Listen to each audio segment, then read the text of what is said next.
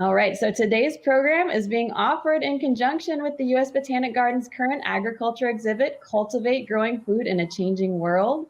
So the exhibit is garden-wide, and of course the kitchen garden is one of the primary spaces at the USBG where you can find agricultural plants. And joining us live this morning from the kitchen garden is today's presenter, Thomas Crawley. Thomas is a member of the Gardens and Grounds team at the U.S. Botanic Garden.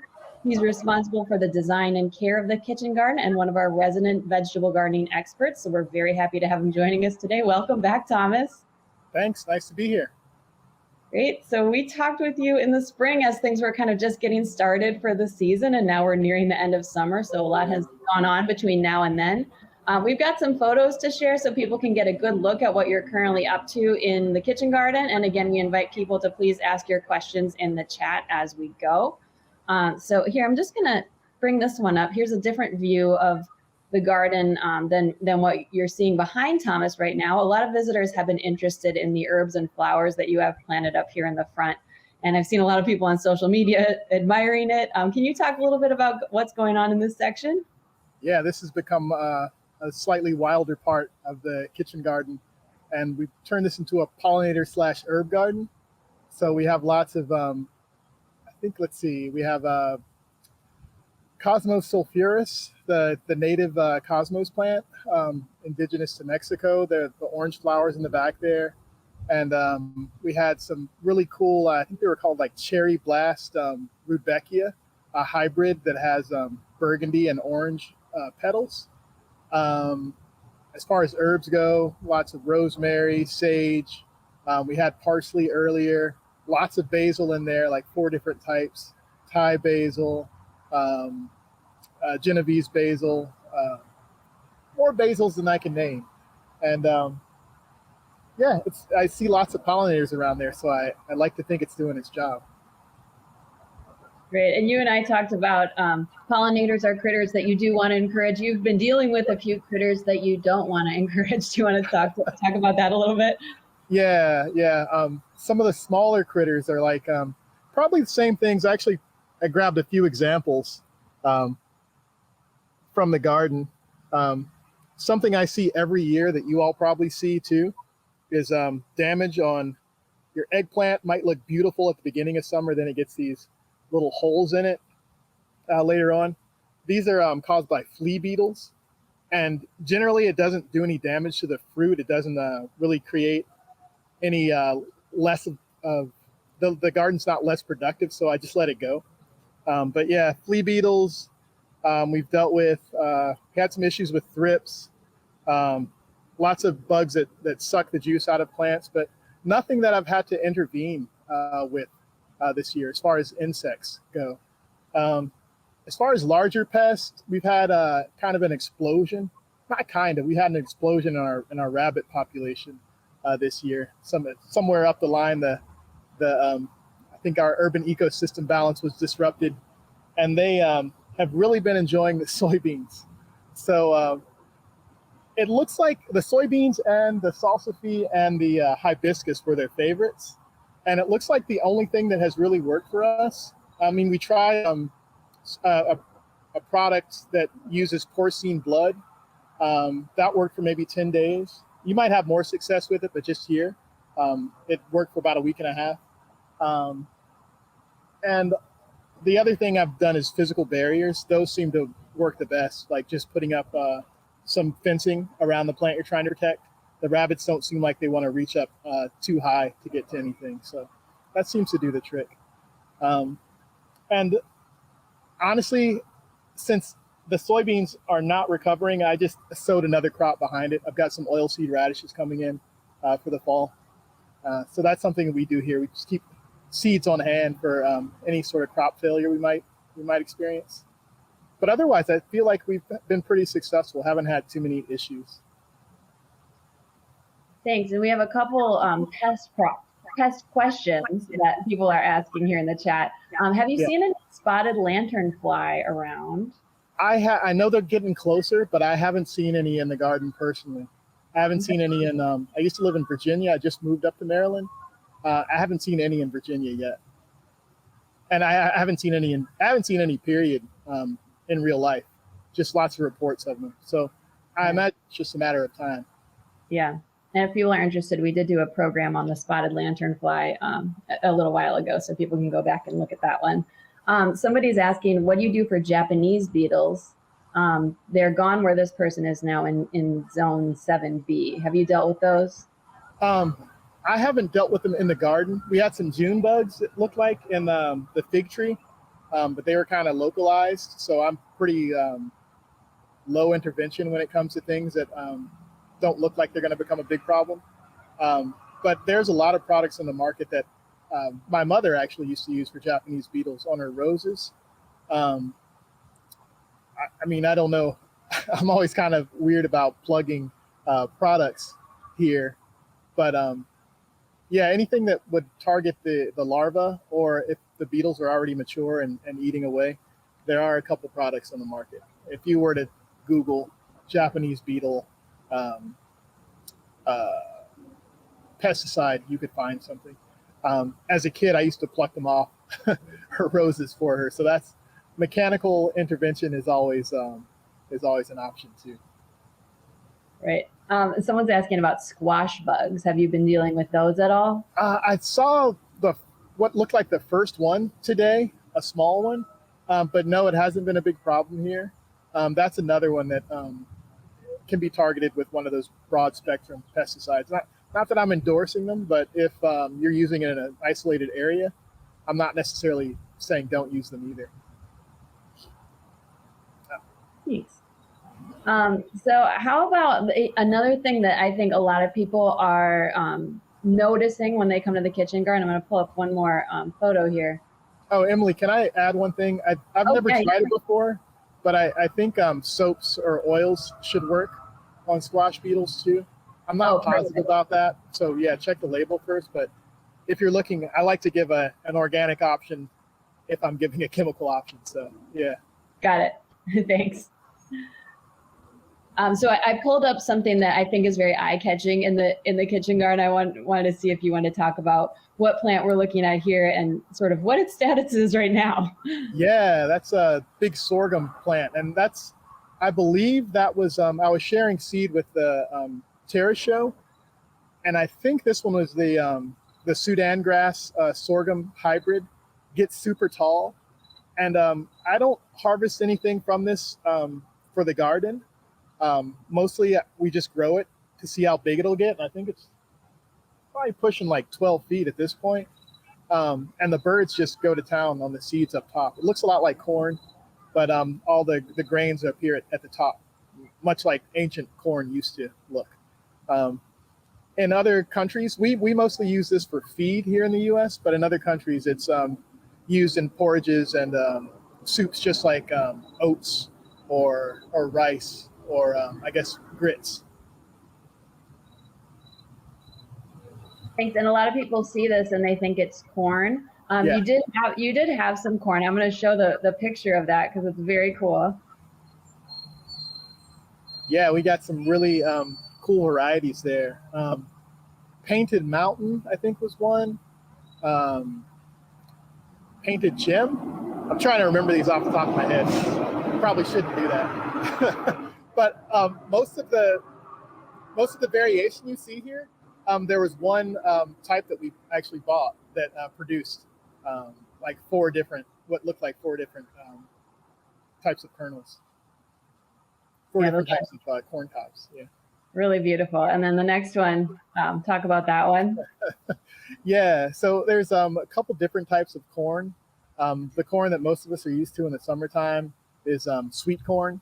That's the corn that we pick when it's when it's got the most sugar in it. It's still tender. You boil it or you roast it in the husk over your barbecue. But then there's field corn. That'll have usually a little dent in the top, and that's mostly used to feed livestock. Or it can also be used to make flour. That one's harvested when it's starchier. And this still looked like popping corn to me, so that's the third type. So I thought I would try it out. So I stuck it in a brown paper bag in the microwave for 2 minutes, and that's what happened. It's not what I was expecting, but it was a nice surprise. Yeah, that's very cool. Very interesting. Yeah, I didn't think it would stay on the cob.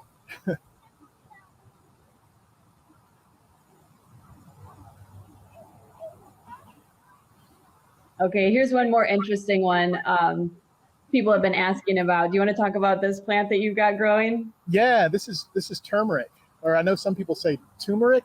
I'm not sure which way is correct, but this is grown for the root. If you all have ginger turmeric tea, this is the starting point for it. If you dig underground, you'll find knotty rhizomes, much like ginger, but the color's browner. Um, I imagine we'll try to harvest these at the end of the summer to see what they look like, just because they won't survive the winter here. But they usually need, I think, I think it's like 8 to 9 months to maturity in general. So they're usually grown in warmer climates or in like a controlled conditions where the temperature can be kept higher. But we're going to dig down every once in a while and check to see the progress of the rhizomes. Thanks. And is there anything, someone's asking just how do you grow it? Anything special people should know about? You know, I've actually started turmeric from my house, from like grocery store rhizomes that we've gotten that we haven't used. So I don't, in order to get optimal results, I'm sure there's lots of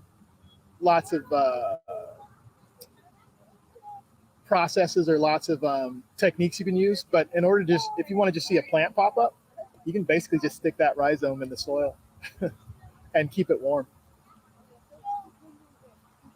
That's pretty cool. Yeah, I think it popped up within about, I think it was within about a week. I saw some green emerging from the soil when I did it. Wow. These, well, though, are grown by our talented growers at our production facility, so they were already lush and beautiful by the time we got them. I just popped them in the ground. Credit where credit's due. Very cool. Thanks. All right, here's one that you recently harvested. Yeah, one of our faithful volunteers is helping with that.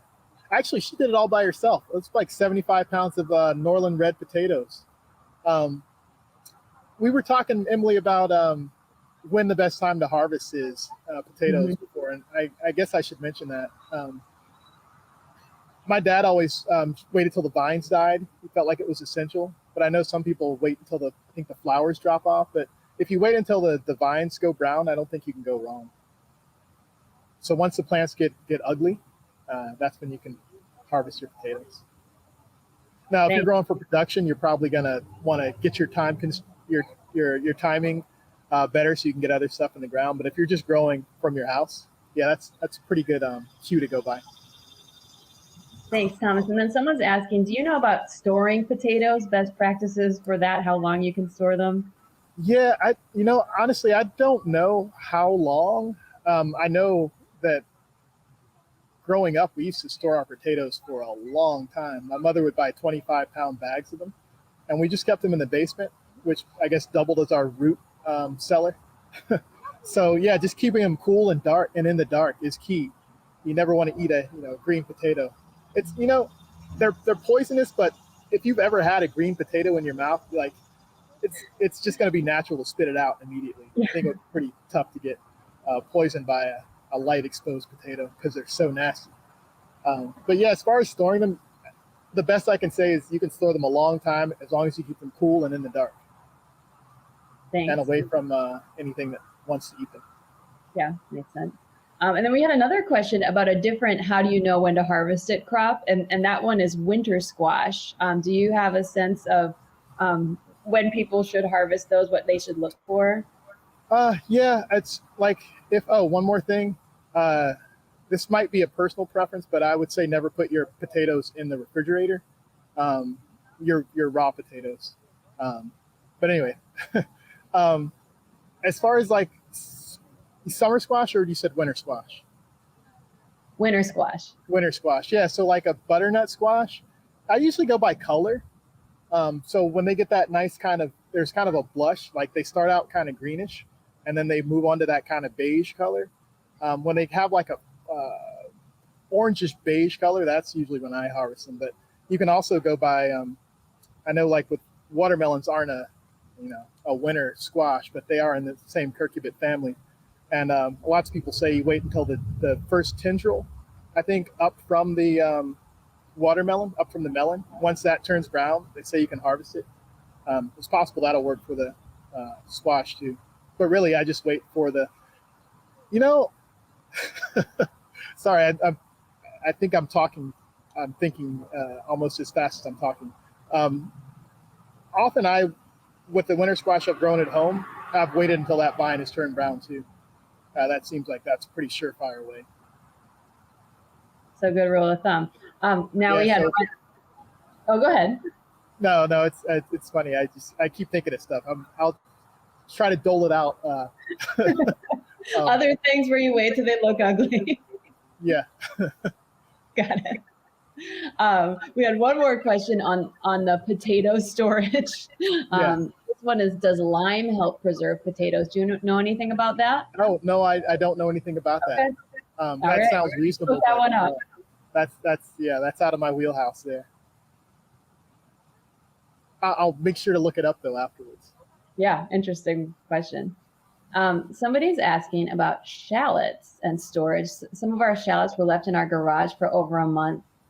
Heat and light got in often. Do you think that they would be bad now, or how would they check? How would they know? I just make sure they're firm. Like with my garlic, I grow a lot of garlic here and at home. And generally, I just make sure that it goes through a drying out period before I store it.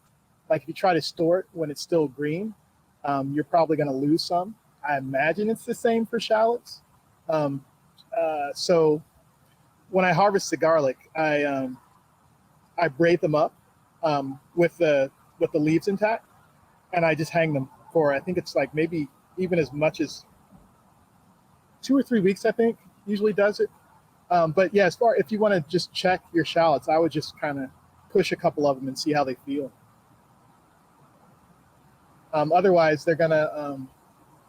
So one thing that's going to happen is they're either going to start sprouting, which they're still fine to use when they start sprouting, or they're going to start growing fungus on them, or they're going to get soft. So you should be able to see any of those things. I wouldn't necessarily be scared to eat them if it passed all those tests, if that's what you're asking.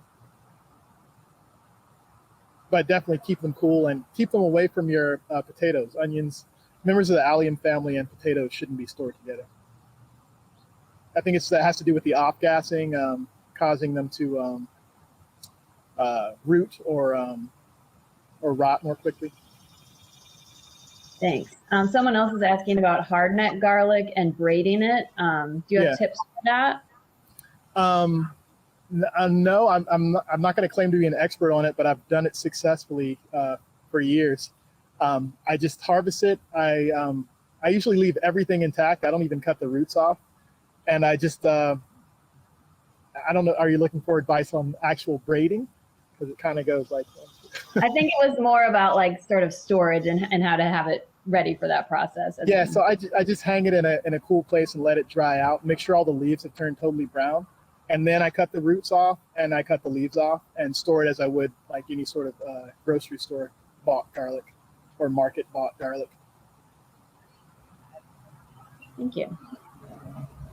We have a few questions about Solanaceae, and a lot of people I know are interested in peppers and tomatoes and all of that going on right now. Let's look at some of what you've got happening. Here's one of the peppers that you have growing. You want to talk about this one? It's an interesting one. Yeah, for a deep dive on the fish pepper, I suggest you all come by and check out our Cultivate exhibit. There's a really excellent recorded talk in our gallery about the history of the fish pepper and its cultural significance, especially to the African American community. But just for now, a quick talk on it. It's a beautiful pepper. Not only are the leaves variegated green and white, but the peppers themselves have streaks of green, red in them. Just a beautiful pepper.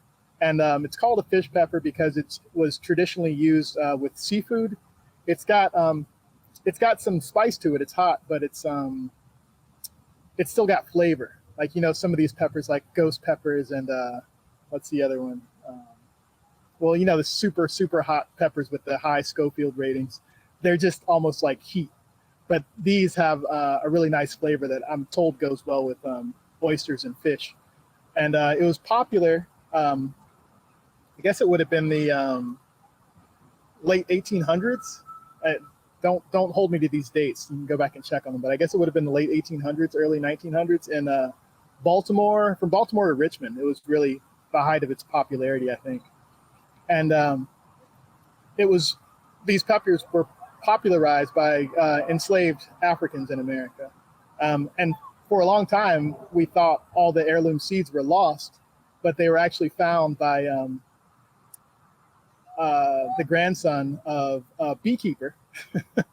I'm leaving out lots of details, lots of names, but the seeds belong to an African-American folk artist, last name Pippin. And he traded the seeds for bee stings, I think either to treat his arthritis or to treat some other joint ailment. It was like a folk remedy, but it actually worked. So the seeds that he had traded were stored, I think, in the freezer of this beekeeper, and the grandson found them. I think it was like 10 years after his grandfather had passed. So all the fish peppers you see now are derived from those peppers that were found like in the back corner of an old beekeeper's freezer. So I think it's pretty. Stories like that are pretty cool. Yeah, very cool. And we have someone in the chat who says they are growing fish peppers and that they're beautiful and delicious. So awesome. Yeah. Very cool. Thanks. So yeah, we have. So, I'm sorry, Emily. Go ahead. Go ahead. I was just saying we have fish peppers. We have this really cool. I think it's called Snowbell. This really light green bell pepper. We have some habanero, and we have some cayenne peppers. So I haven't been brave enough to try all of them, but I have given some samples out, and I'm told they are hot. Yeah. Very cool. Yeah, there's a lot of beautiful peppers growing in the kitchen garden right now if people go by and see them. And then here's the next one, tomatoes. A couple of different varieties that you have growing, and then we've also got some questions about tomatoes. Do you want to talk about these two? Yeah, first I want to address the elephant in the room. I think one of the reasons my leaves look like this, it's one of two things. I did some heavy pruning on one of the tomatoes that kind of got away from me. I think in retrospect, I wouldn't have pruned as much off. But also we've been dealing with flea beetles. So not flea beetles on these. I think it was broad mites. So we've had some things sucking on the leaves. So that's why the leaves look like this. It hasn't seemed to made an impact on our fruit production. So I'm not too worried about it, but we're keeping an eye on it. But yeah, as far as our tomatoes go, we're growing two types. We're growing the little white cherry tomatoes. They are called. Do you have that written down somewhere, Emily? Is it white globe or snow? Is it snow? Something like that. I'll double check it. It's a white cherry tomato. But yeah, and the more conventional pepper that's supposed to be super disease resistant. When I say conventional, I think, did I say pepper? Like almost like a Better Boy, the larger tomato, the beefsteak tomato. And both seem to be doing well. But one thing I want to talk about with my pruning, the cherry tomato, as they are, it's indeterminate growth. So pruning that is essential so you don't get a bunch of foliage and no fruit. So I've been keeping those down to one vine, and it seems like the production's up. But the larger tomatoes, I prune those as well, and I didn't really need to. It was more for aesthetics. And in retrospect, I wouldn't have pruned those as much. I would have just let them grow, since they're determinate growth and they get to a certain size and then stop. The plants get to a certain size and stop, but continue producing fruit. Got it. Thanks. I feel like I'm learning about tomato growing. I mean, most people like tomatoes as their entry point, but I feel like I've been learning more about tomatoes. Yeah. Someone was asking, their tomatoes are still green on the vine. Do you have any way to promote ripening on the vine that you know about? Something I actually saw, I try not to pull all of my information from the internet, but there are some really smart, interesting folks I follow on Instagram and YouTube. And one fellow was talking about actually topping his tomatoes toward the end of the season, like cutting the growing point of the plant off towards the end of the season, and then the production, the plant's energy doesn't go into producing more foliage, it goes into ripening the fruit. So that's one thing I've heard. I haven't tested it yet though.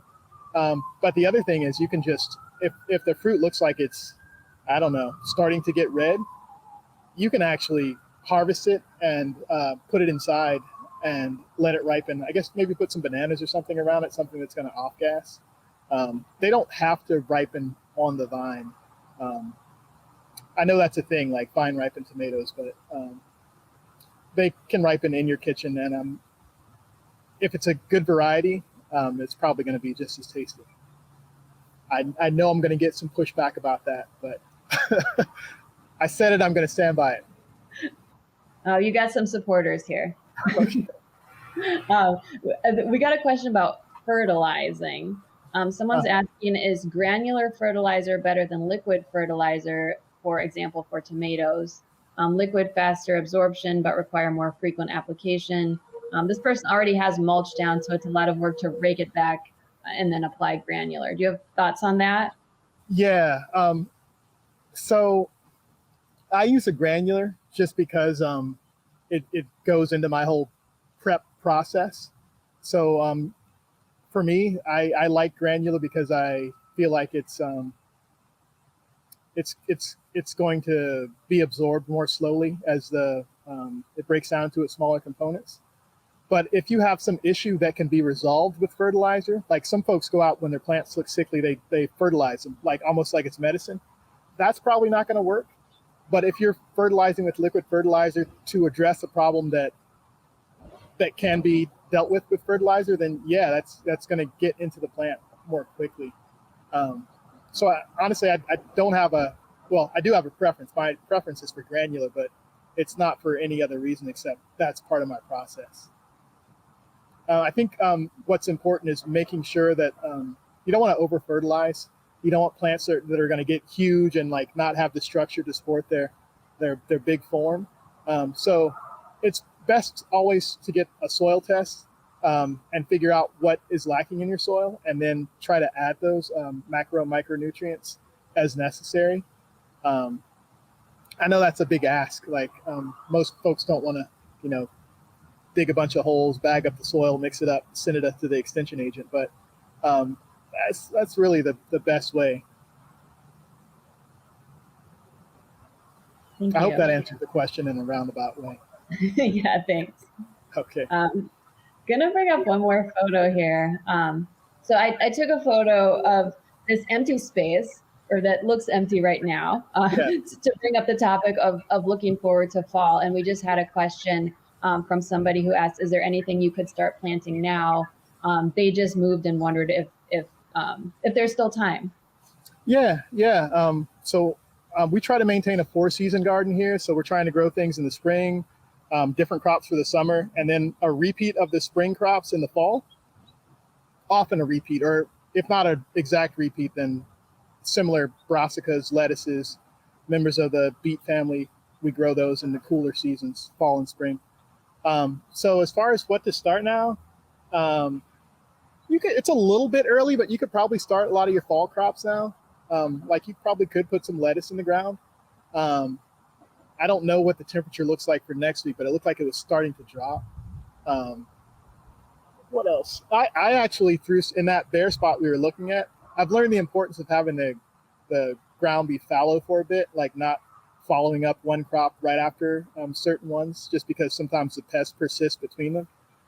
So I'm kind of giving things a break, but not a long break, like maybe a week or two. But I actually threw some, I had some melon seed. So I threw some in because I thought it would give me some quick ground cover and fill the space. So there's lots of things you can try, but I don't know if I'm going to get melons from those at this point. We have kind of a heat island here, so the schedule that we follow in the middle of the city on this little heat island is going to be a little different than yours. So it's possible we might get some melons from it. But yeah, pumpkins would probably be a good thing to start now. I think that would be good. Yeah, pumpkins are winter squash. Yeah. that's what I'm going to go with. Thanks. Someone asked, how do you track or journal dates to sow and harvest? Do you write it down? Do you have an app? Like, how do you manage all of that? So I should write everything down, but with me, it's a lot of conversation between me and the growers at the PF. They start all my stuff for me now. We used to make an effort to start all of our seeds ourselves, but they're a lot better at starting things. So they do it. So I often track our dates with our email exchanges. And I know that's something that most folks aren't going to do because you're not running an operation with multiple people. So I would suggest a journal, even if it's just jotting it down on a calendar, any sort of mark, or even if you're a young person, you might even want to just use your phone. Just document, like you can take a picture of the label and the place where you planted, and just snap the picture, and the date on the picture will be your documentation of when that was planted. I've done that a lot too, even though I'm not a young person. Thanks, Thomas. Great question. Somebody asked, what is the PF? Oh, sorry. Yeah, I think we talk about it so much, I just kind of say it. The PF is our production facility. That's what the initials stand for. And that is a large series of greenhouses we have down 295 that where we keep and tend to not only our conservatory plants, but where our annual plants are started and where all their kitchen garden plants are started. We have a prop house there. We have a propagation house, like where we can keep things nice and humid and warm, so things pop up almost instantaneously. It's an area where we have a lot of control over the environment, so we can give the plants as ideal a start as possible. And Perfect. We have an open house. I think we're doing it. I guess we haven't started doing it again yet, but at one point we were doing it twice a year. So I'm not sure what the schedule is, but keep a lookout at usbg.gov because it really is a cool place. I mean, yeah, very cool. The conservatory is great. It's beautiful. I mean, I think most of you know that, but the production facility is like geared towards, I don't know. It's different. It's a different vibe. I think anyone who gets a chance to check it out should. Yeah, I agree. Thank you for that. We had a few questions earlier about cucumbers. So I want to go back to that because we didn't get to cucumbers very much. Somebody is asking about powdery mildew on cucumbers and what they should do. Should they remove the leaves? How could they prevent it from spreading? Sorry, could you say that again? Powdery mildew on cucumbers. Oh, yeah. Yeah, that's a tough one. Like some folks have had success using neem oil. Sometimes if I see it appear, I'll try to cut the leaves off, but that's going to be a really tough one to get around. If it's toward the end of the season, I usually don't even worry about it. I just try to get whatever fruit has been produced.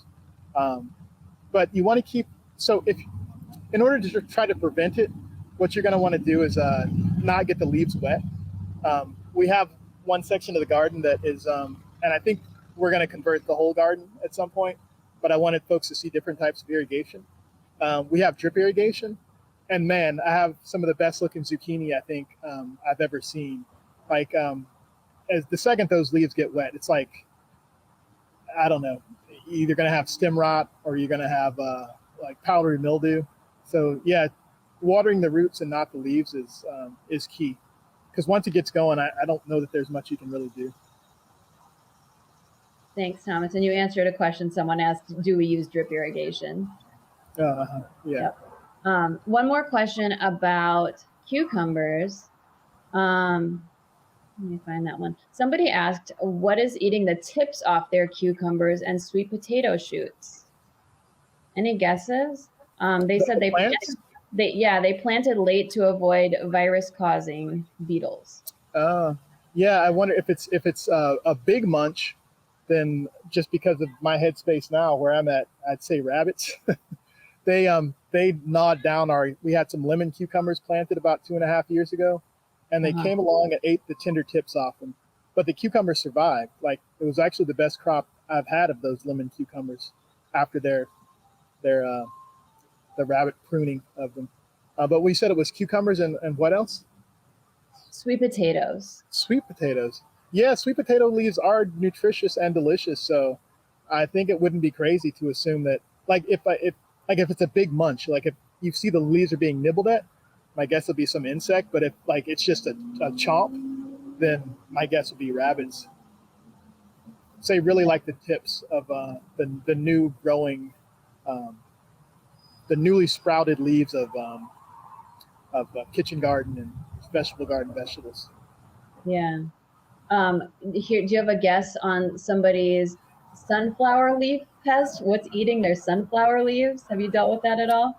I know that mice really like to eat the flowers of members of the aster family, which sunflowers are, or like the other name is the sunflower family.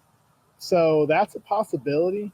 I don't know if squirrels mess with that or not, but I have seen mice actively eating like every part of the sunflower. Well, except the leaves.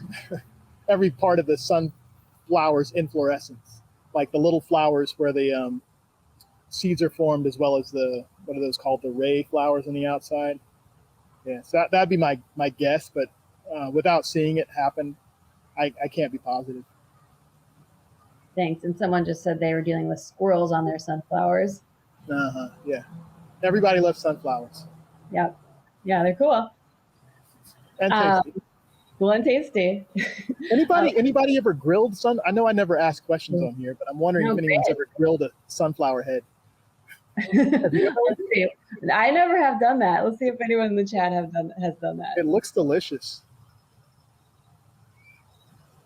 Yeah, I've seen folks say like, well, butter it or put olive oil on like the full head of like a kind of immature sunflower, and then put seasoning on it, and then flip it upside down on the grill, and then eat it like corn on the cob.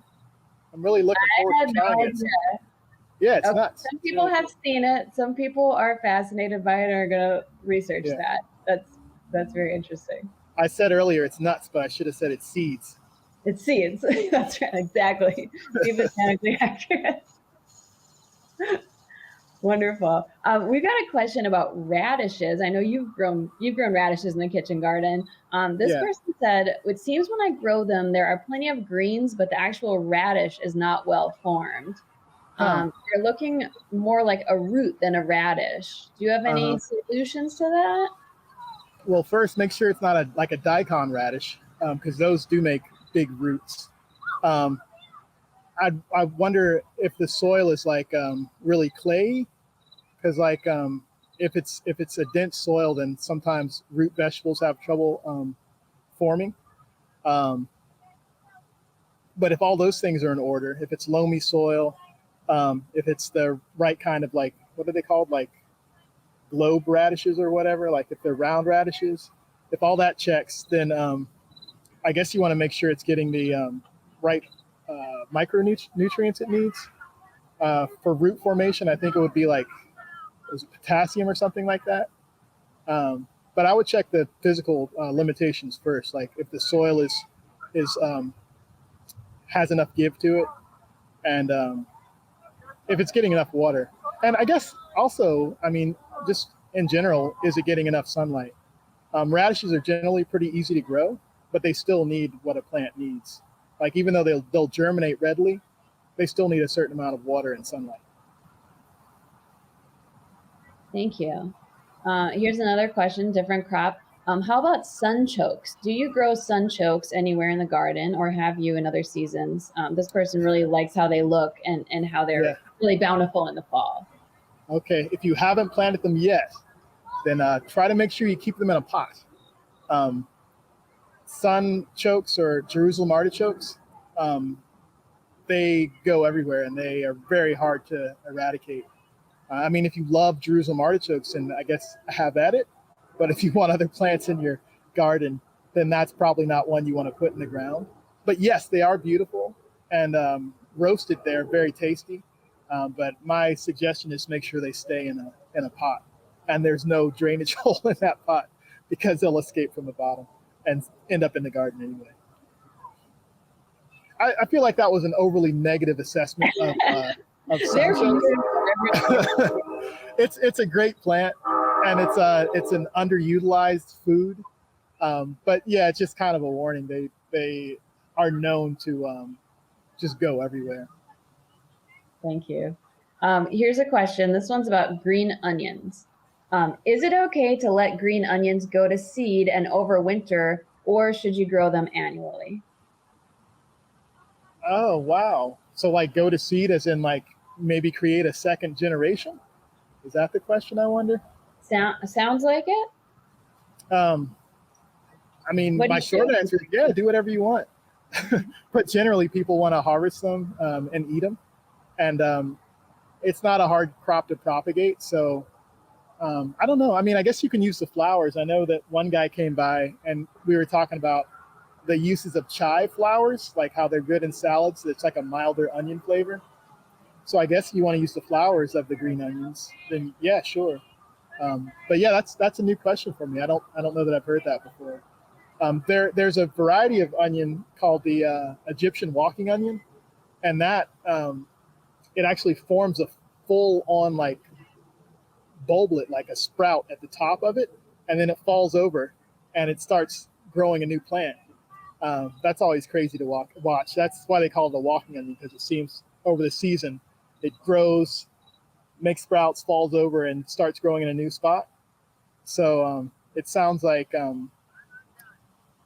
maybe that's the onion for you if you like watching your onions reach full maturity. Thank you. Here's a question you get a lot, and so we'll ask it. What happens to the produce that you harvest from the kitchen garden?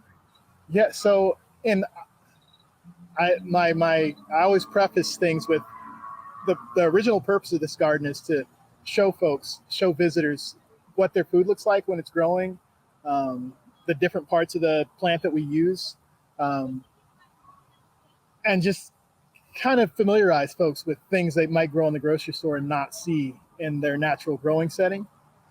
So yeah, that said, we do in more normal times, which hopefully we're getting back to some of that normalcy. But in more normal times, we did tastings out in the garden with the produce.